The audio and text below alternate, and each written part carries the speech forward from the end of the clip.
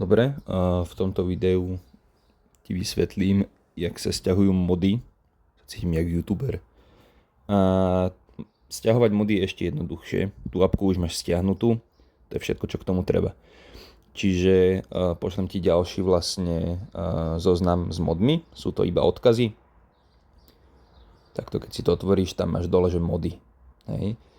A jediné, čo vlastne urobíš, je, že skopíruješ ten link. Zase, úplne jednoduché. CTRL-C. A otvoríš si zase Google.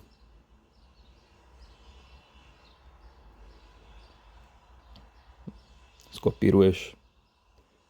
Potlačíš Enter a hneď si tam. Nič nemusíš robiť, iba klikneš dole na to oranžové tlačítko, že Install. Otvoríš si Forge, takže vybrať profil a vyberieš si ten profil, ktorý si už vytvorila. Vidíš, že tam je teraz. Dáš inštalovať. Ono to všetko urobí za teba a vidíš, že už to tam je dole nainštalované. Dôležité je, aby tam bola zapnutá tá oranžová páčka, vtedy je ten mod aktívny. Teraz to môžeš zmenšiť, vypnúť Google a znova zase to isté.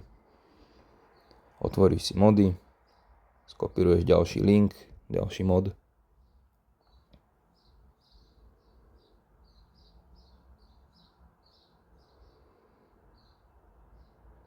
Skopíruješ do Google, dáš Enter, hneď ti to otvorí, nič nerobíš, iba install. A máš to tam, presnú verziu, všetko. Zase vybrať profil, vyberieš ho a inštalovať.